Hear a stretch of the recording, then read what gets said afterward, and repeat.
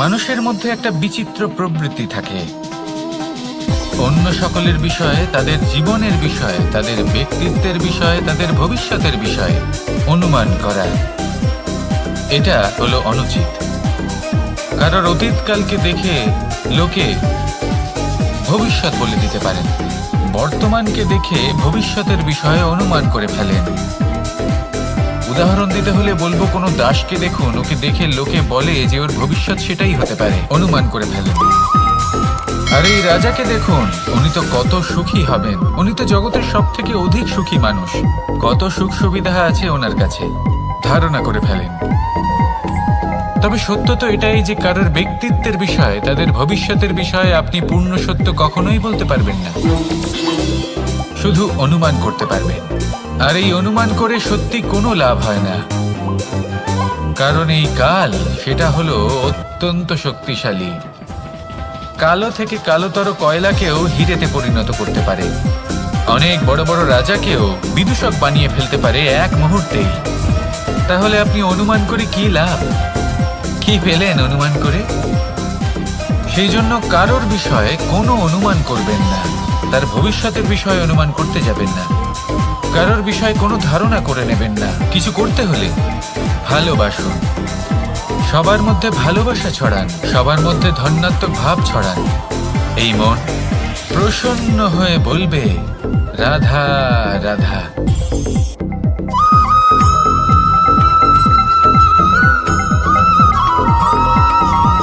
পঞ্চতত্ত্বের মধ্যে দ্বিতীয় তত্ত্ব হল ধরণী, ভূমি, যাকে আমরা ধরণী মাতা বলি। এই ধরণী ধৈর্য ধারণ করে, আর এর ওপরেই আমাদের সমগ্র সংসার নির্ভরশীল। কারণ এই ভূমি সহ্য ক্ষমতা রাখে, এর সহ্য ক্ষমতা হলো অপরিসীম। সন্তান যতই আঘাত প্রদান করুক না কেন, প্রেম পূর্বক সহ্য করে, আর তার বদলে অমূল্য রত্ন প্রদান করে। সন্তান যদি হাল চালায়, তাহলে তার বদলে তাকে অন্ন প্রদান করে। এটাই হলো ধরণী। এবার এর থেকে আমরা কি শিক্ষা পেতে পারি? এটাই যে কারোর জন্য কিছু করা বা কাউকে কিছু দেওয়া মনে কোনো কামনা ছাড়াই। আর এই কথাটা বুঝে যান, যদি কারোর জন্য কামনা না রেখে বা কোনো পাওয়ার আশা না রেখে কারোর জন্য কিছু করেন বা কারোকে কিছু দেন, যদি এটা আপনি শিখতে পারেন, তবে আপনি ভালোবাসতে শিখে গেছেন। আর সেই জন্যই এই ধরিত্রীকে মাতা বলা হয়। কারণ মাতা শুধু উনি নন যিনি গর্ভে সন্তানকে ধারণ করেন, মাতা তো উনিও যিনি জীবন বাঁচতে শেখান, যিনি জীবন বাঁচার উদাহরণ প্রদান করেন। তাহলে ধরণীর থেকে এই নিঃস্বার্থ ভাব শিখুন, নিঃস্বার্থ ভালোবাসা শিখুন, আর এই ভালোবাসার সাথেই বলুন, রাধা রাধা।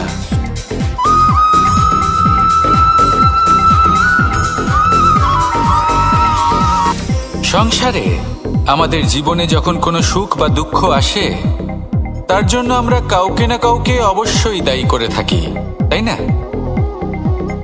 এই ব্যক্তি আমাদের সাথে এরকম কাজ করেছেন, তাই আমার সাথে এমন হলো। ওই ব্যক্তি যদি এমনটা না করতেন, তাহলে আজ আমি ওই স্থানে পৌঁছতে পারতাম। সবই আপনার দৃষ্টিভঙ্গির ওপর নির্ভরশীল। আর যদি আপনার দৃষ্টিভঙ্গি এমন হয়, তাহলে তা অনুচিত। সত্যি কথা বলতে, এই সংসারে ভিন্ন ভিন্ন ধরনের মানুষ আছে। এটা আপনার উপর নির্ভর করছে কিভাবে তাদের স্বাগত জানাবেন। একবার ভাবুন, আমি আমার দুটো হাত সামনে নিয়ে এলাম, দুটো মুঠো খুলে দিলাম। দুই প্রকারের মানুষ আসবেন, কিছু না কিছু দিয়ে যাবেন। এই মুঠো যদি আমি বন্ধ করে দিই, তাহলে না কেউ আমাকে কিছু দিতে পারবে, না আমার কিছু যাবে আসবে। নিশ্চয়ই বুঝতে পারছেন এই দুই ধরনের ব্যক্তি কারা এবং তারা কি দিয়ে যান। আমি যদি নিজের মুঠো খুলে দিই, তাহলে কিছু ভালো মানুষ আসবেন, আমাকে আনন্দ, সন্তুষ্টি, জ্ঞান প্রদান করে যাবেন, ভালো অভিজ্ঞতা দিয়ে যাবেন।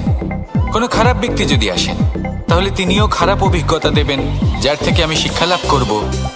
এই সব কিছু আমি লাভ করতে পারি। মুঠো যদি বন্ধ করে রাখি, তাহলে আমি কিছুই পাবো না। দেখুন, এই সংসারে প্রত্যেকের জীবনে এইরকম। প্রত্যেকের জীবনে সবকিছুই আছে, ভালো খারাপ দুই মানুষই আছে, ভালো অভিজ্ঞতা আছে, খারাপ অভিজ্ঞতা আছে। নির্ভর করছে আপনার উপর যে আপনি কি করবেন, এনাদের স্বাগত কিভাবে জানাবেন, কার থেকে কি বুঝবেন, কি শিখতে পারবেন, আর কোন দৃষ্টিভঙ্গি নিয়ে অগ্রসর হবেন। এটাই নির্ধারণ করবে যে আপনার জীবন কেমন হবে। আসুন আমার সাথে ভালোবেসে বলুন, রাধা রাধা।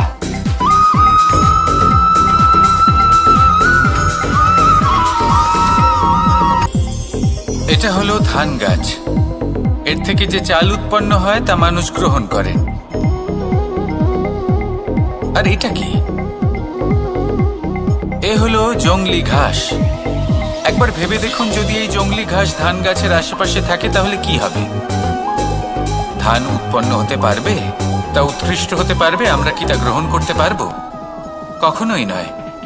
এই জংলি ঘাস ধানকে নষ্ট করে দেবে, কিন্তু নিজে জীবিত থাকবে। এটাই হলো আজকের শিক্ষা।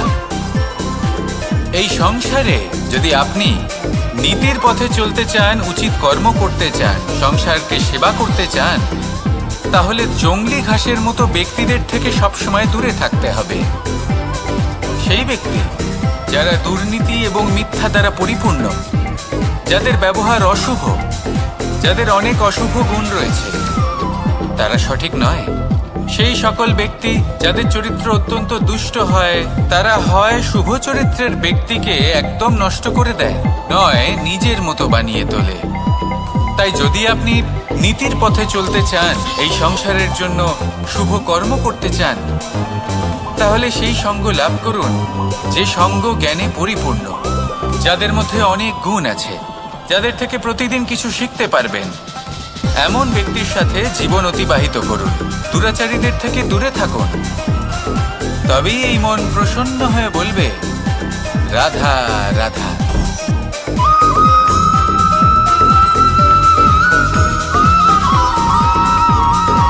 মানুষের মানসিকতা এমন হয় যে সে যতটা করে আশা করে যে তার থেকে অনেক বেশি তার বদলে সে পাবে।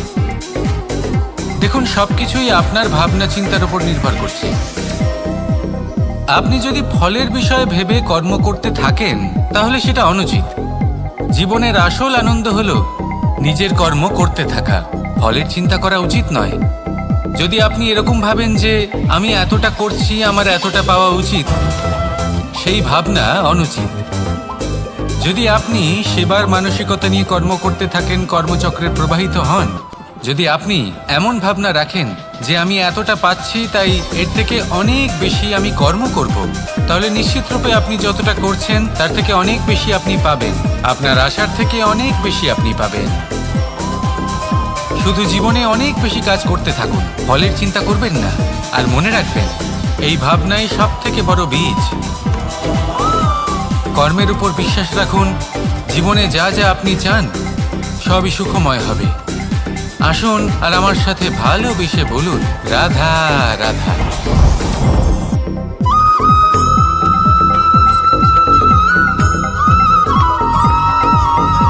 আপনি কখনো কোনো বাজকে নিজের বাসা বানাতে দেখেছেন?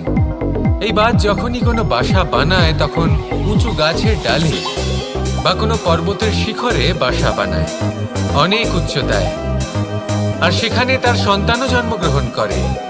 যখন এই সন্তানেরা জন্মায় তখন এই বাজ খুবই ভালোবেসে এবং খুব সাবধানে এদের পালন পোষণ করে। নিজের ঠোঁট দিয়ে তাদের ঠোঁটে খাবার পরিবেশন করে। কিন্তু যেই সেই সন্তানেরা হৃষ্টপুষ্ট হয়ে যায় এবং সেই কথা বাজ নিজে বুঝতে পেরে যায়, সেই বাজ নিজেই সেই বাসা ছিন্ন ভিন্ন করে দেয়। সেই সন্তান যাদের সবেমাত্র ডানা গজিয়েছে, কিভাবে উঠতে হয় তারা জানে না, সেই সন্তানগুলিকে উচ্চতা থেকে ঠেলে দেয়। সেই সন্তান প্রথমে ভয়ভীত হয়ে যায়। তারা সামনে মৃত্যুকে দেখতে পেয়ে ভয়ের কারণে তাদের ডানা ঝাপটাতে থাকে। আর সেই প্রক্রিয়াতে সেই সন্তানগুলি উড়তে শুরু করে দেয়। এবার এই ঘটনায় আমরা কি শিক্ষা পেতে পারি? এটাই, যদি আপনি মাতাপিতা হন তাহলে নিজের সন্তানকে অবশ্যই স্নেহ করুন, কিন্তু তাদেরকে নিজের আঁচলের তলায় বেঁধে রাখবেন না। যদি আপনি চান আপনার সন্তান জীবনে উন্নতি করুক, তাহলে নিজের মুঠো থেকে তাদের স্বতন্ত্র করে দিন। এই সংসারে সংঘর্ষ করতে দিন।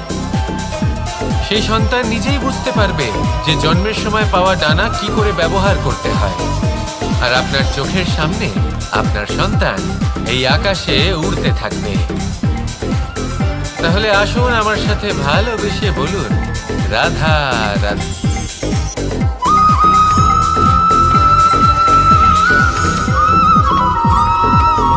বসন্ত ঋতু, এই সময় মন আনন্দে ভরে থাকে। এমন মনে হয় যেন আমরা আকাশে বিচরণ করতে চলে যাই, কিন্তু সেটা তো সম্ভব নয়। সেই জন্য হয়তো আমরা ঘুড়ি ওড়াই, এই ঘুড়িকে নিজেদের প্রতিরূপ মনে করে। এবার অনেক মানুষ আছেন যারা ঘুড়ি ওড়ান, কিন্তু এই কর্মের সারমর্ম কি সেটা কজন বুঝতে পারেন? শিখুন, পরমাত্মার সাহচর্যে থাকুন, সবসময় শুভ কর্ম করতে থাকুন, আর সবসময় এই আকাশে উড়তে থাকুন। আসুন আর আমার সাথে ভালোবেসে বলুন, রাধা।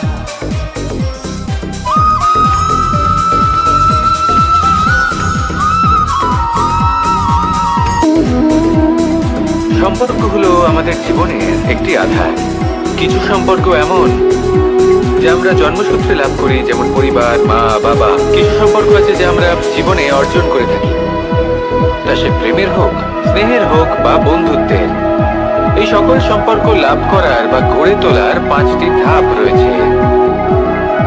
প্রথম ধাপ, কোনো ব্যক্তির সাথে আলাপ হওয়া, তার সাথে কথা বলা বা তাকে দেখা। দ্বিতীয় ধাপ, সে ব্যক্তিকে আমাদের ভালো লাগা। তৃতীয় ধাপ, আমাদের এটা চাইতে শুরু করা যে জীবনে এই ব্যক্তি যেন আমাদের বন্ধু হন, আমাদের জীবনে থাকে, বা আমাদের কাউকে ভালোবেসে ফেলা। আর এটা আমাদের ভাবা বা চাওয়া যে সেই ব্যক্তি যেন আজীবন আমার সাথে থাকেন, আমার জীবনে আমার সাথী হয়ে। চতুর্থ ধাপ, লাভ করা। এবার এই ধাপটি অনেক মানুষের পক্ষে খুবই সরল হয়, বড়ই সরলভাবে নিজেদের সঙ্গীকে লাভ করে থাকেন। কিছু মানুষের জন্য এই ধাপ অত্যন্ত কঠিন হয়ে থাকে। অনেক প্রতিকূল পরিস্থিতির উপর জয়লাভ করে তারা সঙ্গীকে লাভ করেন, কিন্তু লাভ অবশ্যই করেন। এরপরে আসে পঞ্চম, অন্তিম এবং সব থেকে গুরুত্বপূর্ণ ধাপ। সেটা হলো সেই সম্পর্ক পালন করা। এটা হলো এমন এক বিষয় যা প্রত্যেক মানুষের শেখা উচিত। যদি ব্যক্তি নিজের জীবনে সম্পর্ক রক্ষা করতে শিখে যান, তবে প্রত্যেক সম্পর্ক তার জীবনকে স্বর্গ করে তুলবে। আসুন আর আমার সাথে ভালোবেসে বলুন, রাধা রাধা।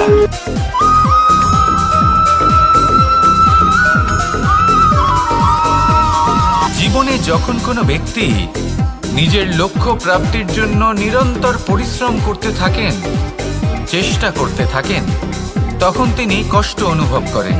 কখনো শারীরিক কষ্ট, কখনো মানসিক কষ্ট। এবার উনি এটা ভাবতে থাকেন যে আমি কি উচিত করছি নাকি অনুচিত করছি। কারণ অন্যদিকে এমন একজন ব্যক্তিও আছেন যিনি একদমই পরিশ্রম চেষ্টা করছেন না। তিনি মদিরা পান করেন, বিলাসিতায় জীবন কাটান, অলস প্রকৃতির হয়ে ওঠেন, নিদ্রাতে বিলীন হয়ে থাকেন আর ভাবেন যে তিনি সুখ লাভ করছেন। কিন্তু এরকম কেন হয়? কারণ যখন আমরা সৎ পথে থাকি, উচিত পথে চলি, লক্ষ্য প্রাপ্ত করার জন্য চেষ্টা করতে থাকি, তখন আমাদের ভেতরে থাকা নেতিবাচক শক্তি এবং পাপ এই দেহকে ত্যাগ করে দেয়। আর এই অনুভূতিটাই আমাদের দুঃখের অনুভূতি দেয়, কষ্ট দেয়।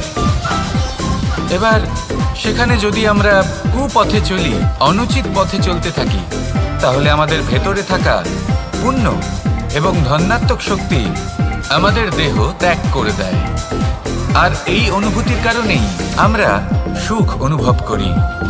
কিন্তু কখনো ভাববেন যে এই সুখ বেশি সময় পর্যন্ত থাকে না। সেই জন্য সবসময় মনে রাখবেন, যদি আপনি জানেন যে এটাই আপনার লক্ষ্য, এটাই উচিত পথ, শুভ পথ, তাতে নিরন্তরভাবে এগিয়ে যেতে চেষ্টা করতে থাকুন। এই কষ্ট আপনাকে সুখের পরাকাষ্ঠায় কখন পৌঁছে দেবে তা আপনি জানতেই পারবেন না। আসুন আমার সাথে ভালোবেসে বলুন, রাধা রাধা।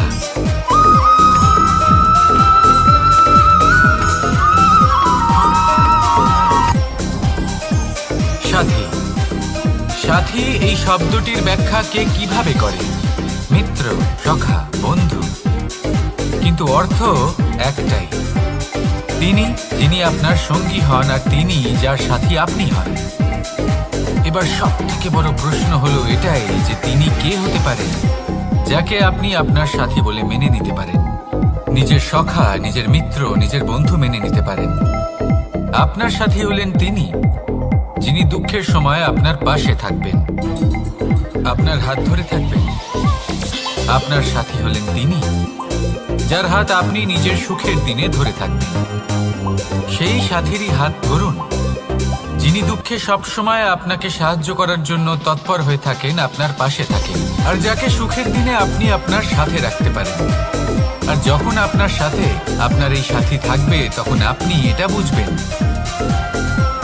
যে যখন জীবনে দুঃখ আসে তখন এই দুঃখ কমে যায়, সবার মধ্যে ভাগ হয়ে যায়।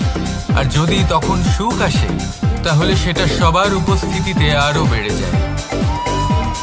এটাই হলো প্রেম, এটাই হলো ভালোবাসা, এটাই হলো সঙ্গ, যেমন সম্পর্ক আমার আর রাধার মাঝে। তাহলে আসুন আর আমার সাথে ভালোবেসে বলুন, রাধা রাধা।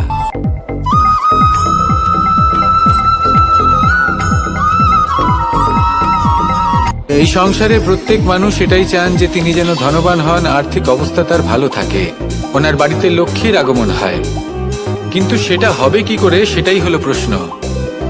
কেউ বলেন যে যদি পরিশ্রম করো তাহলে ধন অর্জন সম্ভব, কেউ বলেন যে যদি বিদ্যা লাভ হয় তবেই ধন অর্জন সম্ভব, কেউ বলেন যে যদি বলশালী হও তবেই সম্পন্ন থাকবে।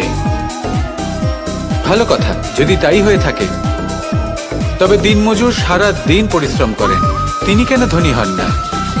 অনেকজন বিদ্বান মানুষ আছেন এই সংসারে, তারা কেন ধনবান হন না? অনেক সংখ্যক বলশালী ব্যক্তি আছেন, তাদের কাছে ধন নেই কেন? তাদের কেন ধনের অভাব হয়?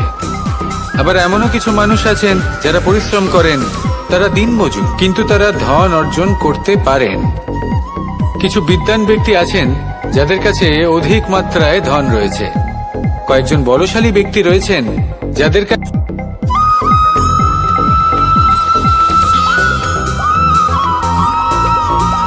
পঞ্চতত্ত্বের মধ্যে দ্বিতীয় তত্ত্ব হল ধরণী, ভূমি, যাকে আমরা ধরণী মাতা বলি। এই ধরণী ধৈর্য ধারণ করে, আর এর ওপরেই আমাদের সমগ্র সংসার নির্ভরশীল। কারণ এই ভূমি সহ্য ক্ষমতা রাখে, এর সহ্য ক্ষমতা হলো অপরিসীম। সন্তান যতই আঘাত প্রদান করুক না কেন, প্রেম পূর্বক সহ্য করে, আর তার বদলে অমূল্য রত্ন প্রদান করে। সন্তান যদি হাল চালায় তাহলে তার বদলে তাকে অন্ন প্রদান করে। এটাই হলো ধরণী। এবার এর থেকে আমরা কি শিক্ষা পেতে পারি? এটাই যে কারোর জন্য কিছু করা বা কাউকে কিছু দেওয়া মনে কোনো কামনা ছাড়াই। আর এই কথাটা বুঝে যান, যদি কারোর জন্য কামনা না রেখে বা কোনো পাওয়ার আশা না রেখে কারোর জন্য কিছু করেন বা কারোকে কিছু দেন, যদি এটা আপনি শিখতে পারেন তবে আপনি ভালোবাসতে শিখে গেছেন। আর সেই জন্যই এই ধরিত্রীকে মাতা বলা হয়। কারণ মাতা শুধু উনি নন যিনি গর্ভে সন্তানকে ধারণ করেন, মাতা তো উনিও যিনি জীবন বাঁচতে শেখান, যিনি জীবন বাঁচার উদাহরণ প্রদান করেন। তাহলে ধরণীর থেকে এই নিঃস্বার্থ ভাব শিখুন, নিঃস্বার্থ ভালোবাসা শিখুন, আর এই ভালোবাসার সাথেই বলুন, রাধা রাধা।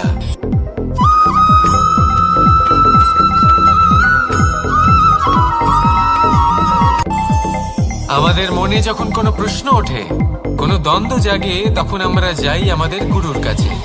আমাদের আরাধ্যের কাছে গিয়ে জিজ্ঞেস করি। এইভাবেই একদিন আমি পৌঁছলাম আমার আরাধ্যের কাছে, আমার মহাদেবের কাছে, আর ওনাকে প্রশ্ন করলাম যে মহাদেব, জীবনে আনন্দ পাওয়ার, উৎসব পালনের, প্রেম ভাগ করে নেবার, জীবনকে উপভোগ, মৃত্যুর ঠিক আগের মুহূর্ত, জীবনকে উপভোগ করে নেওয়ার সর্বশ্রেষ্ঠ প্রহর হলো মৃত্যুর এক প্রহর পূর্বে। তখন আমি চমকে গেলাম। আমি বললাম, কিন্তু মহাদেব, মৃত্যু তো অনিশ্চিত, আমরা জানিও না কবে আমাদের মৃত্যু হবে। মহাদেব আবার হাসলেন। উনি বললেন যে যদি আমরা এভাবে জীবন কাটাই যে আমরা জীবনের প্রত্যেক দিন, প্রত্যেক মুহূর্ত, প্রত্যেক প্রহর শেষ বলে মনে করি, তাহলে আমাদের সমস্ত জীবন আনন্দের সাথেই অতিবাহিত হবে। কি বলেন?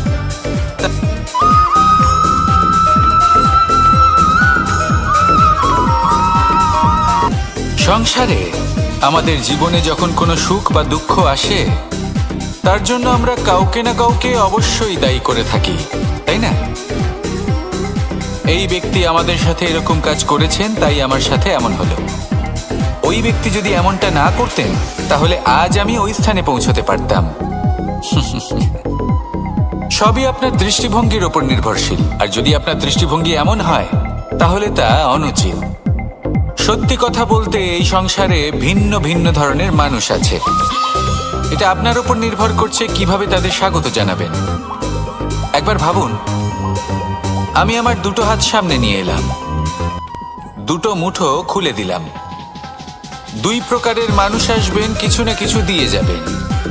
এই মুঠো যদি আমি বন্ধ করে দিই, তাহলে না কেউ আমাকে কিছু দিতে পারবে, না আমার কিছু যাবে আসবে।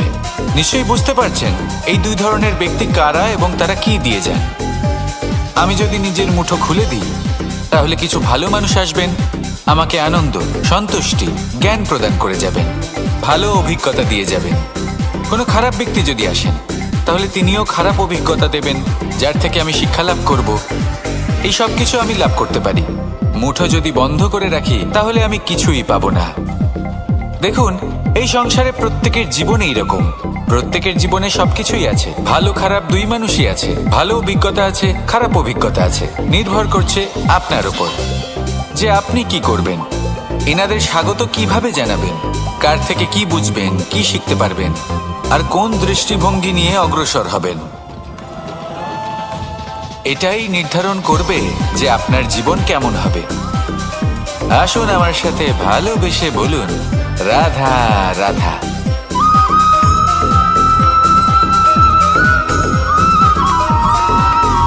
জীবনে অগ্রসর হওয়ার জন্য আমাদের কাকে প্রয়োজন হয়? মাতা পিতা, বন্ধু, প্রেম, সাহায্য, অর্থ, পরিশ্রম, আশা। ভিন্ন ভিন্ন মানুষ ভিন্ন ভিন্ন বিকল্প চয়ন করে। যদি আমি আপনাকে বলি, তাহলে জয় আর পরাজয়ের মন্ত্র দুটো শব্দের উপর নির্ভর করে, মেনে নেওয়া আর দৃঢ় হওয়া। যদি মেনে নেন, তাহলে হেরে যাবেন। যদি দৃঢ় হন, তাহলে নিশ্চিত রূপে জয়ী হবেন। যদি কখনো আপনি ক্লান্ত হয়ে ওঠেন, আপনি দুঃখী হন, পুরোপুরি ভেঙে পড়েছেন, তখন মেনে নেবেন না যে আপনি ভেঙে পড়েছেন, নয়তো হেরে যাবেন। তখন উল্টে স্থির করবেন যে যাই হয়ে যাক না কেন, আমি জয়ী হবই। আর আপনি দেখবেন যে জয় নিশ্চিত রূপে আপনার কাছেই আসবে। তাহলে এই কথা মনে রাখবেন আর আমার সাথে ভালোবেসে বলবেন, রাধা রাধা।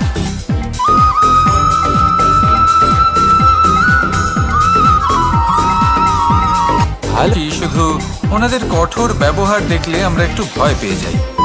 এবার ওনাদের এই কঠোর ব্যবহার আমাদের ভালো না লাগলেও অত্যন্ত আবশ্যক, কারণ মাতার থেকে আমরা যে শক্তি লাভ করি তা যেন নিয়ন্ত্রণ হারিয়ে বিধ্বংসী না হয়ে ওঠে। আমরা যেন কোনো কুপথে না চলে যাই, আমরা কখনো যেন দোষ না করে ফেলি। শুধু সেই জন্য পিতা এবং গুরু একটু কঠোর হয়ে ওঠেন, এবং ওনাদের এই কঠোর আচরণ ভবিষ্যতে গিয়ে আমরা অবশ্যই বুঝতে পারি জীবনে কিছু বছর আমরা এগিয়ে যাই আর তারপর আমরা বুঝতে পারি যে বাবা এবং গুরু আমাদের যথেষ্ট ভালোবাসতেন, কিন্তু ওনাদের ভালোবাসার বহিঃপ্রকাশ আলাদা। প্রয়োজনীয় হলো এটা দেখার, এটা বোঝার যে শুরু থেকে আমাদের প্রতি ওনাদের আচরণ কেমন ছিল। ওনাদের কঠোর হওয়ার পেছনে ওনাদের ভালোবাসাটা বোঝার চেষ্টা করুন, ওনাদের চিন্তাটা বোঝার চেষ্টা করুন, ওনাদের পথপ্রদর্শনের আড়ালে আপনার ভবিষ্যতের জন্য যে পরিকল্পনা ওনারা করেছেন সেটা বোঝার চেষ্টা করুন। তখন আপনারা বুঝতে পারবেন ওনাদের ভালোবাসাকে। আপনার মনের মধ্যে আপনা থেকেই ওনাদের প্রতি সম্মান জেগে উঠবে। নিজের পিতা এবং নিজের গুরু এই দুজনের প্রতি কৃতজ্ঞতা প্রকাশ করুন আর আমার সাথে ভালোবেসে বলুন, রাধা রাধা।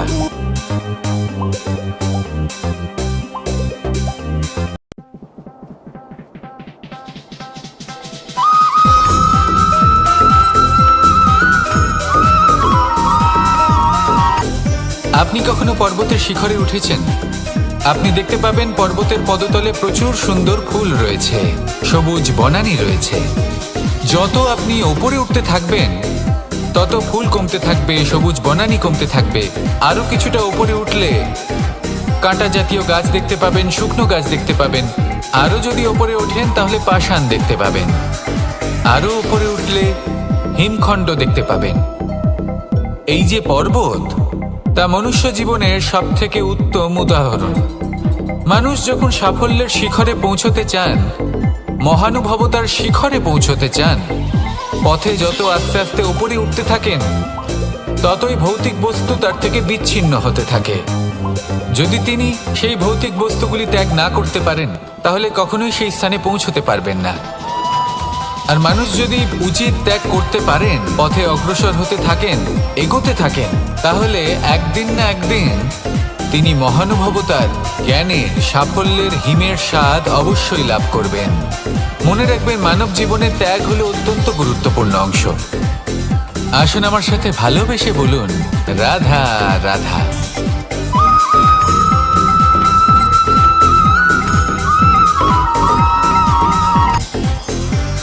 মানুষ তার জীবনে দুই ধরনের পরিস্থিতিকে খুব ভয় পায়।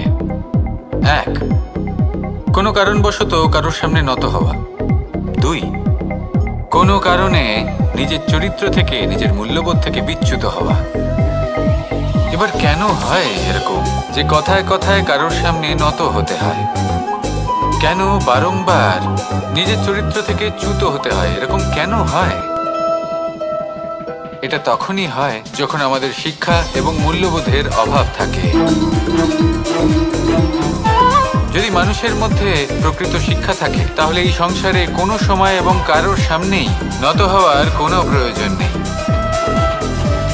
যদি মানুষের মধ্যে মূল্যবোধ থাকে তাহলে তাকে নিজের মূল্যবোধ বা চরিত্র থেকে বিচ্যুত হতে হয় না, তা সে যাই হয়ে যাক না কেন। কোনো বালককে যদি জন্ম থেকেই সুশিক্ষার অধিকারী করা হয়, শিক্ষিত করা হয়, মূল্যবোধের অধিকারী করা হয়, তবে সে এই সংসারে এমন কর্ম করবে যাতে সে নিজেকে, নিজের পরিবারকে, সমগ্র সমাজকে গর্বিত করতে পারে।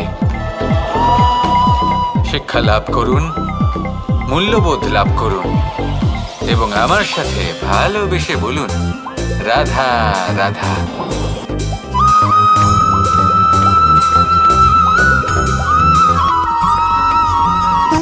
সুখ, দুঃখ এবং শক্তি, এই তিন হলো এই সংসারের ত্রিদেবের মতো। আমাদের জীবনে যা কিছু ঘটছে এই তিনটির ভিত্তির উপরেই হচ্ছে। আসলে এই সংসারের একটা নিয়ম আছে, যখনই আপনি কিছু লাভ করেন এই সংসার আপনার পরীক্ষা নেয়। এটা জানার জন্য আপনার পরীক্ষা নেয় যে আপনি যা কিছুই লাভ করেছেন আপনি কি আদৌ সেটার যোগ্য কিনা। ঠিক সেইভাবেই এই সুখ, দুঃখ এবং শক্তি আপনার পরীক্ষা নিয়ে থাকে। যখন সুখ আসে তখন সে আপনার পরীক্ষা নেয় যে আপনার মধ্যে অহংবোধ জাগ্রত হয়নি তো। যদি অহংবোধ চলে আসে তাহলে সুখ সেখানেই সঙ্গ ত্যাগ করে। দুঃখ আপনার ধৈর্যের পরীক্ষা নিতে থাকে।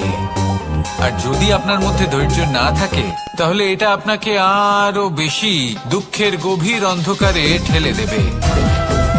সেখানে শক্তি পরীক্ষা নেয় আপনার বিনম্রতার। যদি আপনি বিনম্র না হন তাহলে হয় এই শক্তি আপনার সঙ্গ ত্যাগ করবে, নয় এই শক্তি বিনম্রতার অভাবে আপনার পতনের কারণ হতে পারে। এই সংসারে যে কোনো ব্যক্তি যিনি এই পরীক্ষায় উত্তীর্ণ হয়ে থাকেন, এই জীবনে তিনি সাফল্য লাভ করেন। আসুন আমার সাথে ভালোবেসে বলুন, রাধা রাধা।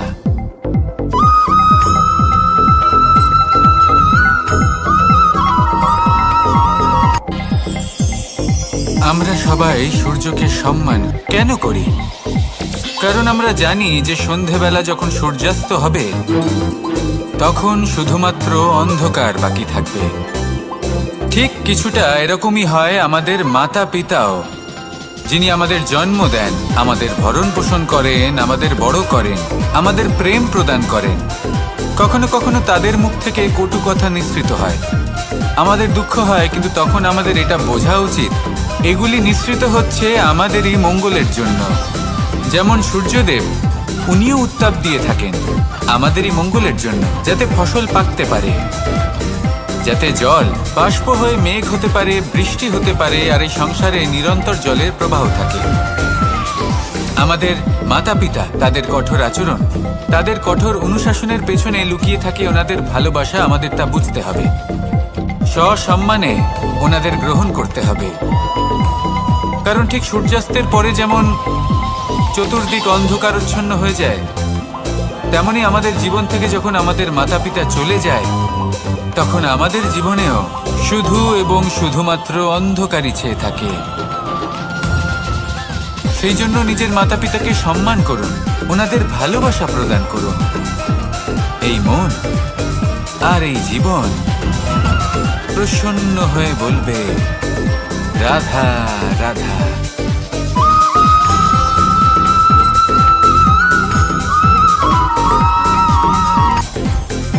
জীবনে কিছু শেখা অত্যন্ত গুরুত্বপূর্ণ। এবার কি কি শিখতে হবে সেই সব শেখানোর জন্য অনেক শিক্ষক রয়েছেন, কিন্তু কি শিখবেন না আর কি করবেন না এটা আমাদের নিজের অভিজ্ঞতা দিয়ে শিখতে হয়। কিন্তু তার মানে এটা নয় যে যদি আপনাকে শিখতে হয় যে আগুনের তাপ কতটা, আপনাকে আগুনের মধ্যে হাত দিতে হবে। না, অন্য কারোর অভিজ্ঞতা দ্বারাও শিখতে পারেন। প্রশ্ন শুধুমাত্র একটাই যে আপনি কি শিখতে চান নাকি চান না। যদি আপনি এটাই ভাবেন যে আমি শুধুই নিজের অভিজ্ঞতা দ্বারাই শিখতে চাই, তাহলে জীবনকাল ছোট মনে হবে, অনেক কিছুই শিখতে পারবেন না। তাই নিজের সাথে সাথে বড়দের অভিজ্ঞতার দ্বারাও শেখা শুরু করে দিন। এই সংসারের অভিজ্ঞতা দ্বারা শিখতে শুরু করে দিন। আর এটা নিশ্চিত রূপে শেখা আবশ্যক যে কখন কি করবেন না, কোথায় থামতে হবে আর কোথায় থামবেন না। তাহলে আসুন আর আমার সাথে ভালোবেসে বলুন, রাধা রাধা।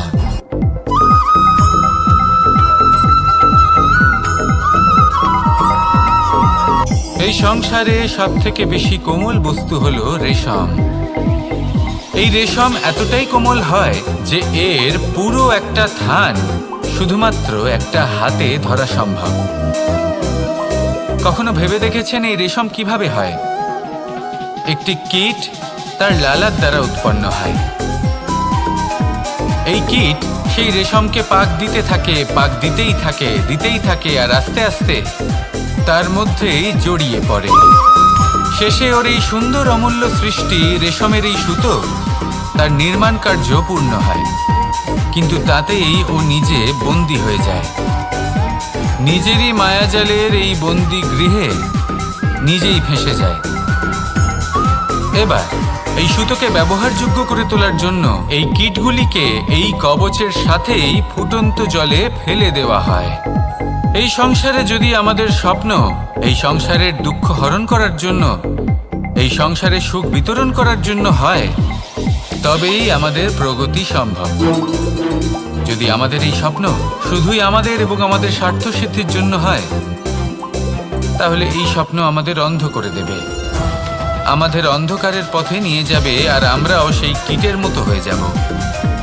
নিজেদেরই মায়াজালে আমরা নিজেই ফেঁসে যাব, আর শেষে আমরা যদি কিছু লাভ করি তা হবে একাকিত্ব, অন্ধকারময় মৃত্যু। তাই স্বপ্ন অবশ্যই দেখুন, কিন্তু এমনভাবে স্বপ্ন দেখবেন না যে তার এই বন্দিগৃহে আপনি নিজেই ফেঁসে গেলেন।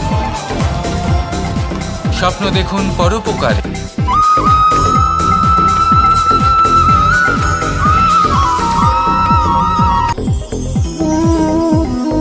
শক্তি এক অত্যন্ত বিচিত্র বস্তু, বা বলতে পারেন অনুভূতি। পিতা সবসময় চান যেন তিনি তার শক্তি পুত্রকে। আসেন আপনাকে সহজে বোঝাই। যদি আপনি সুপাত্র হন আর আপনাকে শক্তি দেওয়া হয়, তাহলে আপনি সেই শক্তির গুরুত্ব বুঝবেন, কোথায় সেই শক্তি প্রয়োগ করা উচিত সেটা বুঝবেন। আর এটা যেহেতু অর্জন করা শক্তি হবে, সেই শক্তির অপব্যবহার হবে না। কিন্তু যদি এই আপনি কুপাত্র হন আর যদি আপনাকে এই শক্তি দেওয়া হয়, তাহলে কি হবে? দেখতে গেলে এই শক্তি আপনি দান হিসেবে পেয়েছেন, তাই না আপনি এই শক্তির গুরুত্ব বুঝবেন আর না এর প্রয়োগ আপনি জানবেন। তার অপব্যবহার হওয়া সুনিশ্চিত। তাই যদি আপনি কোনো শক্তি অর্জন করতে চান, তাহলে আগে তার যোগ্য হয়ে উঠুন, পুত্র নয় পাত্র হয়ে উঠুন। আর আমার সাথে ভালোবেসে বলুন, রাধা রাধা।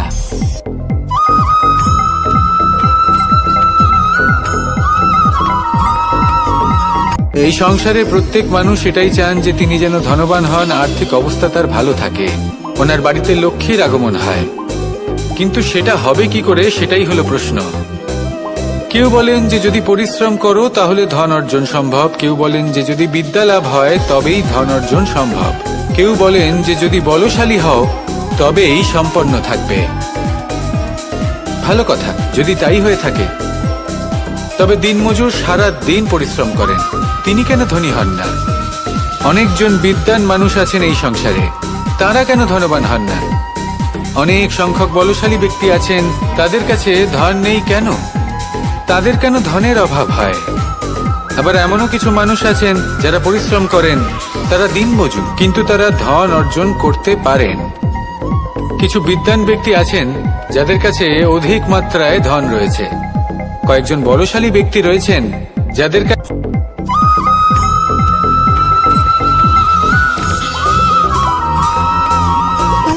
সুখ, দুঃখ এবং শক্তি, এই তিন হলো এই সংসারের ত্রিদেবের মতো। আমাদের জীবনে যা কিছু ঘটছে এই তিনটির ভিত্তির উপরেই হচ্ছে। আসলে এই সংসারের একটা নিয়ম আছে, যখনই আপনি কিছু লাভ করেন, এই সংসার আপনার পরীক্ষা নেয়। এটা জানার জন্য আপনার পরীক্ষা নেয় যে আপনি যা কিছুই লাভ করেছেন, আপনি কি আদৌ সেটার যোগ্য কিনা। ঠিক সেইভাবেই এই সুখ, দুঃখ এবং শক্তি আপনার পরীক্ষা নিয়ে থাকে। যখন সুখ আসে তখন সে আপনার পরীক্ষা নেয় যে আপনার মধ্যে অহংবোধ জাগ্রত হয়নি তো। যদি অহংবোধ চলে আসে তাহলে সুখ সেখানেই সঙ্গ ত্যাগ করে। দুঃখ আপনার ধৈর্যের পরীক্ষা নিতে থাকে, আর যদি আপনার মধ্যে ধৈর্য না থাকে তাহলে এটা আপনাকে আরো বেশি দুঃখের গভীর অন্ধকারে ঠেলে দেবে। সেখানে শক্তি পরীক্ষা নেয় আপনার বিনম্রতার। যদি আপনি বিনম্র না হন, তাহলে হয় এই শক্তি আপনার সঙ্গ ত্যাগ করবে, নয় এই শক্তি বিনম্রতার অভাবে আপনার পতনের কারণ হতে পারে। এই সংসারে যে কোনো ব্যক্তি যিনি এই পরীক্ষায় উত্তীর্ণ হয়ে থাকেন, এই জীবনে তিনি সাফল্য লাভ করেন। আসুন আমার সাথে ভালোবেসে বলুন, রাধা রাধা।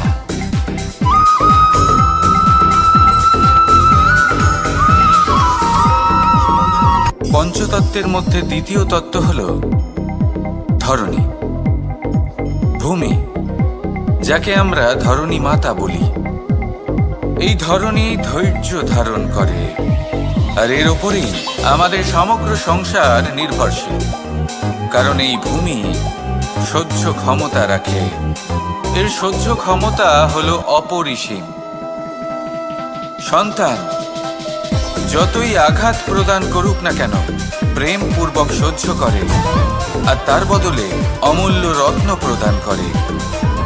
সন্তান যদি হাল চালায় তাহলে তার বদলে তাকে অন্ন প্রদান করে। এটাই হলো ধরনী। এবার এর থেকে আমরা কি শিক্ষা পেতে পারি?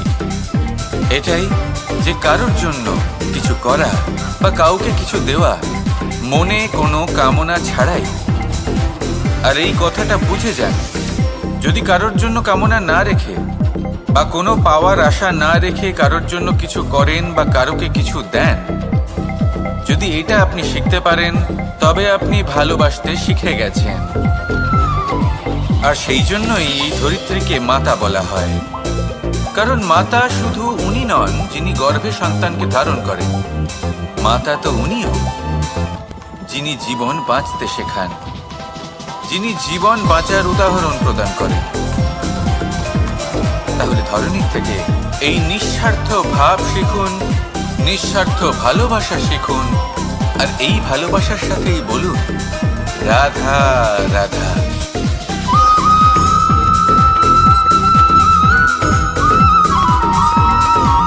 মানুষ জন্মগ্রহণ করে, তার সাথে ভয়েরও জন্ম হয়। ছোটবেলা থেকেই আমাদের মনে কোনো না কোনো প্রকারের ভয় থেকেই যায়। কেউ এই বিষয়ে ভয় পায় যে তার কোনো বস্তু তার থেকে দূরে চলে যাবে। কেউ এই বিষয়ে ভয় পায় যে আমি নিজেকে হারিয়ে ফেলব। কেউ এই ভেবে ভয় পায় যে আমার প্রিয়জনেরা তারা যেন আমার থেকে দূরে না চলে যায়। কেউ এই ভেবে ভয় পায় যে আমরা যেন পথ না হারিয়ে ফেলি, আদি ইত্যাদি। কিন্তু সত্যি কথা বলতে ভেবে দেখুন, এই ভয় বাস্তবে কি? শুধুই একটা মনস্থিতি, আর কিছুই নয়। যা কিছু আপনি জীবনে পেয়েছেন তা একদিন আপনাকে হারাতে হবে। এই জীবন হলো আপনারই, কিন্তু তাও একদিন সমাপ্ত হবে। তাই ভয় পেয়ে কি লাভ? এই ভয় শুধু আপনাকে জীবন যাপন করা থেকে বাধা দিচ্ছে, আর কিচ্ছু নয়। পথ হারিয়ে ফেললেই বুঝতে পারবেন যে নতুন পথ কিভাবে বানাতে হয়। কিছু মানুষকে জীবন থেকে হারালে তবেই আপনি বুঝবেন যে আপনার আপনজনকে। এই ভয়ের কারণে ভীত হয়ে থাকবেন না। এই তারা নক্ষত্র অন্ধকারের অভাবে গুরুত্ব হারায়। শিবকেও মহাদেব হওয়ার জন্য বিষপান করতে হয়েছিল। প্রত্যেক পরিস্থিতি, প্রত্যেক সাফল্য আপনার পরীক্ষা নেবে। তাতে উত্তীর্ণ হওয়া হলো আপনার কর্ম। যখনই আপনি ভয় পাবেন বা সংকটের সম্মুখীন হবেন, তখন সাহসের সাথে তার সম্মুখীন হন। মনে রাখবেন, যে সম্মুখীন হতে জানে সাফল্য তার সাথে সবসময় থাকে। আসুন আর আমার সাথে ভালোবেসে বলুন রাধা রাধা।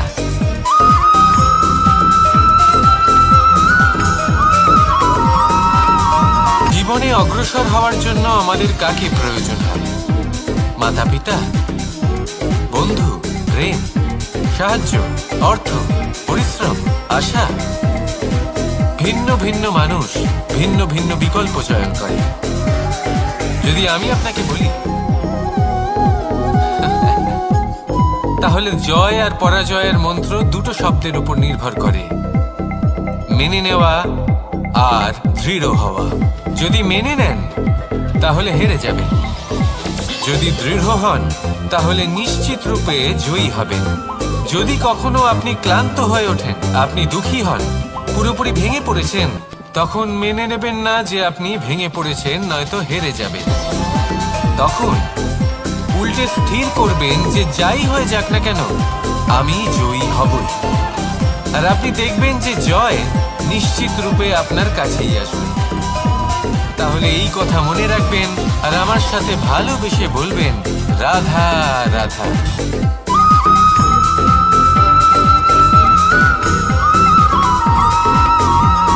এই সংসারে কোনো বস্তু হোক বা ব্যক্তি হোক, তার একার গুরুত্ব কিন্তু খুব বেশি নয়।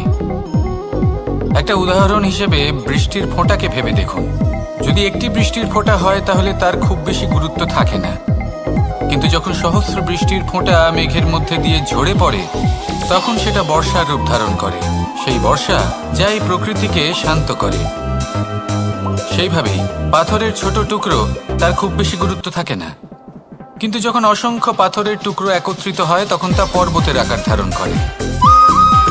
সেইভাবেই কিছু মানুষ যখন একত্রিত হন তখন তৈরি হয় পরিবার, কিছু পরিবার যখন একত্রিত হয় তখন তৈরি হয় সমাজ, যখন অনেক সংখ্যক সমাজ একত্রিত হয় তখন তৈরি হয় রাজ্য। এবার এই রাজ্যের সবথেকে গুরুত্বপূর্ণ ব্যক্তি হতে পারেন রাজা, কিন্তু তাও সেই রাজা একা কিছু করতে পারেন না। যুদ্ধ লড়ার সময় তারও নিজের সৈন্যদলকে প্রয়োজন পড়ে।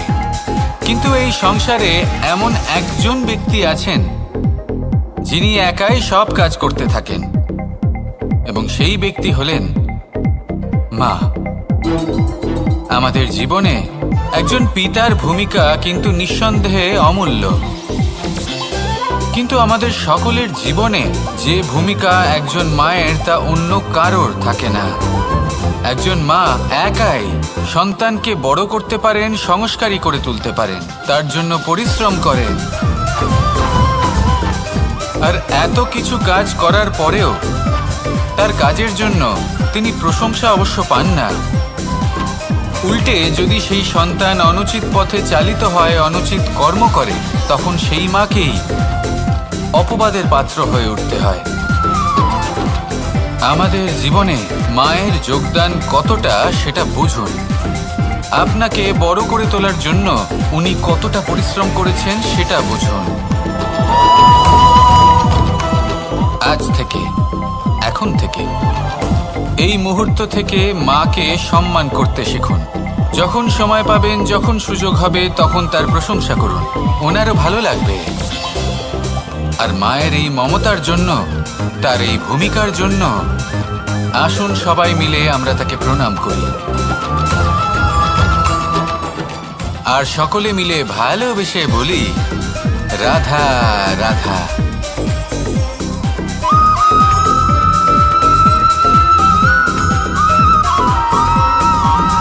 এই সংসারের সব থেকে গুরুত্বপূর্ণ তত্ত্ব কোনটা?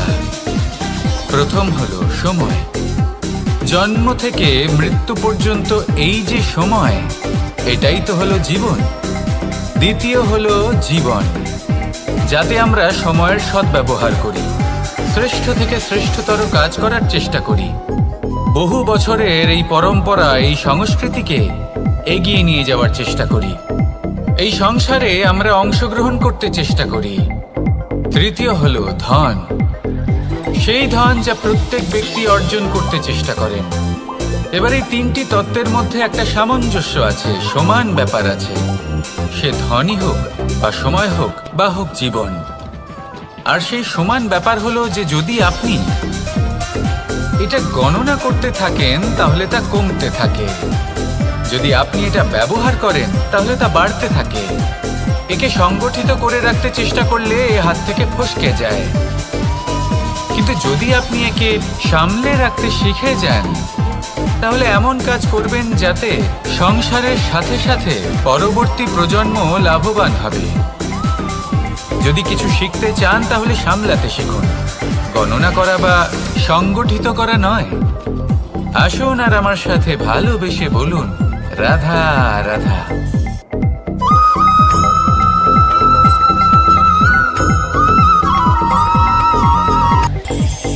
এই সংসারে আমরা প্রকাশ কোথা থেকে পাই? এর উত্তর বড়ই সরল। ভোরে যখন সূর্যোদয় হয় তখন প্রকাশের কিরণ আমাদের ঘরে এসে পৌঁছয়। এইভাবেই আমরা প্রকাশ লাভ করি। এবার এই প্রকাশের আলোতেই আমরা সারাদিনের কাজ সম্পন্ন করি। সন্ধে হয়ে যায়, সূর্যাস্তও হয়ে যায়, আর আমাদের ঘর যাতে অন্ধকার না হয় তার জন্য আমরা একটা প্রদীপ প্রজ্বলিত করি। এটাই ঘটে আমাদের জীবনেও। এবার প্রবাহমান আয়ুর সাথে আমরা আমাদের অন্তরে যদি একটা প্রদীপ প্রজ্বলিত করে নিই তাহলে বিষয়টাই অন্যরকম হবে। এবার আপনি বলবেন কোন প্রকাশের কথা বলছি যা আমাদের অন্তরে জাগ্রত করা সম্ভব? আমাদের আত্মার মাঝে প্রেমের প্রকাশ জাগ্রত করার কথা বলছি, কারণ আমাদের এই জীবন এও হলো দিনের আলোর মতো। আজ প্রকাশ আছে, কিন্তু কোনোদিন অবশ্যই অস্ত হবে। কিন্তু অস্ত হবার আগে যদি আমরা আমাদের আত্মার মাঝে প্রেমের এই প্রকাশ উজ্জ্বলিত করে নিই, তাহলে আমাদের সন্ধ্যাকালও আমরা আনন্দে এবং প্রেমে যাপন করব। তাহলে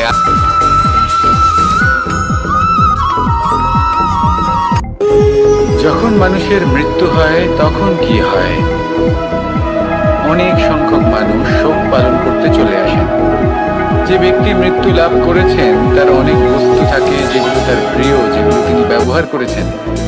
তার শয্যা, তার বস্ত্র, তার আভূষণ সবকিছু তার থেকে বিচ্ছিন্ন করা হয় এবং খালি হাতে তাকে শ্মশানের উদ্দেশ্যে রওনা করা হয়।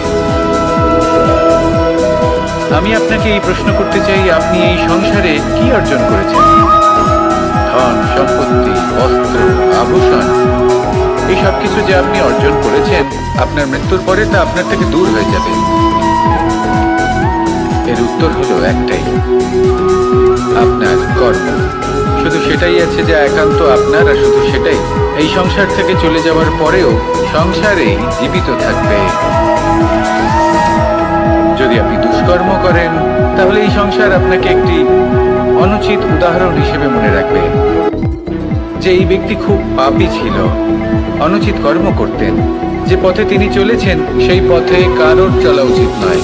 সেখানেই যদি আপনি সৎকর্ম করেন, তাহলে সংসার চিরকাল এটাই বলবে যে খুব ভালো মানুষ ছিলেন, সবাইকে ভালোবাসতেন, সবাইকে সাহায্য করতেন, আমার খুব প্রিয় মানুষ ছিলেন। এটাই হলো শ্রেষ্ঠ কর্ম।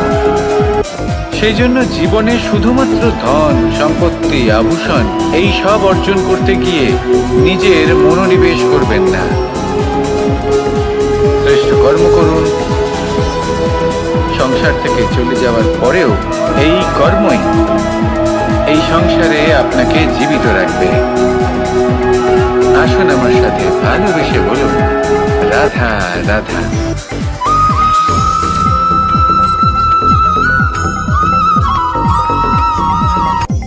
এই সংসারে সাফল্য লাভ তীব্র গতিতে দৌড়ই, কারণ সেটা না করলে তার পেছনে একটি সিংহ আছে যে ওকে নিজের ভোজন করে ফেলবে। তাই জীবনে বিপদ, সংকট এই সব কিছুও হলো অত্যন্ত গুরুত্বপূর্ণ। তার সম্মুখীন হতে শিখুন আর আমার সাথে ভালোবেসে বলুন, রাধা রাধা।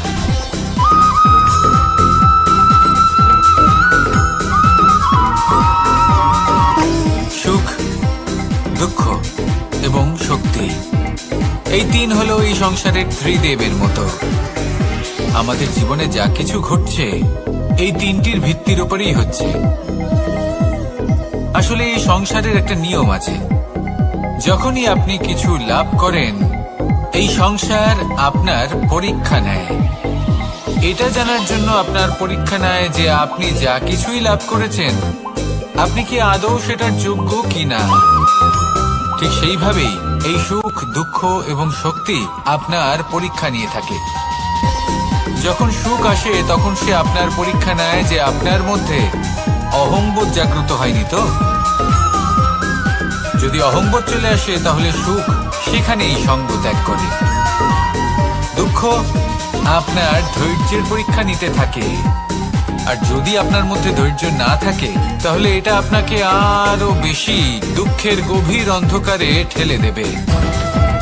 সেখানে শক্তি পরীক্ষা নেয় আপনার বিনম্রতার।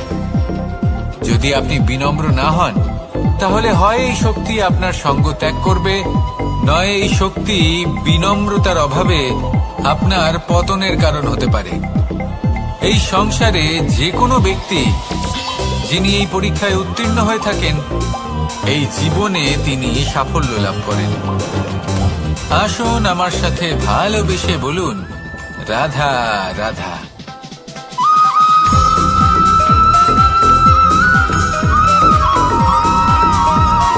পুরুষার্থ। শাস্ত্রে 4 ধরনের পুরুষার্থের কথা বলা হয়েছে। প্রথম হলো ধর্ম।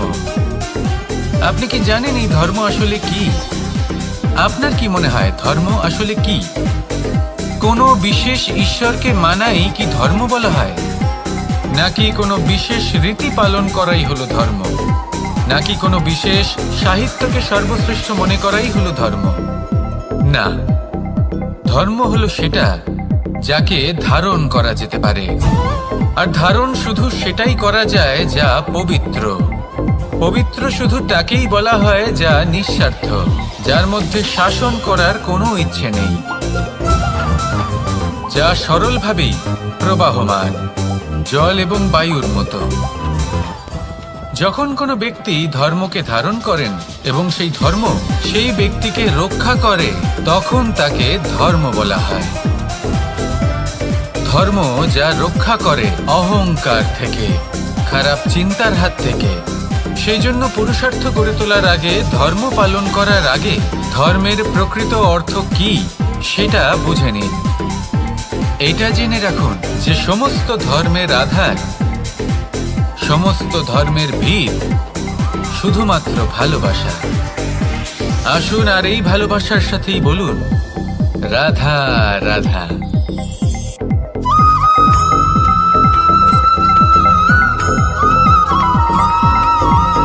এই সংসারে সব থেকে বেশি কোমল বস্তু হলো রেশম। এই রেশম এতটাই কোমল হয় যে এর পুরো একটা থান শুধুমাত্র একটা হাতে ধরা সম্ভব। কখনো ভেবে দেখেছেন এই রেশম কিভাবে হয়? একটি কীট তার লালার দ্বারা উৎপন্ন হয়। এই কীট সেই রেশমকে পাক দিতে থাকে, পাক দিতেই থাকে, আর আস্তে আস্তে তার মধ্যেই জড়িয়ে পড়ে। শেষে ওর এই সুন্দর অমূল্য সৃষ্টি রেশমের এই সুতো, তার নির্মাণ কার্য পূর্ণ হয়, কিন্তু তাতেই ও নিজে বন্দী হয়ে যায়। নিজেরই মায়াজালের এই বন্দী গৃহে নিজেই ফেঁসে যায়। এবার এই সুতোকে ব্যবহারযোগ্য করে তোলার জন্য এই কীটগুলিকে এই কবচের সাথেই ফুটন্ত জলে ফেলে দেওয়া হয়। এই সংসারে যদি আমাদের স্বপ্ন এই সংসারের দুঃখ হরণ করার জন্য, এই সংসারে সুখ বিতরণ করার জন্য হয়, তবেই আমাদের প্রগতি সম্ভব। যদি আমাদের এই স্বপ্ন শুধুই আমাদের এবং আমাদের স্বার্থ সিদ্ধির জন্য হয়, তাহলে এই স্বপ্ন আমাদের অন্ধ করে দেবে। আমাদের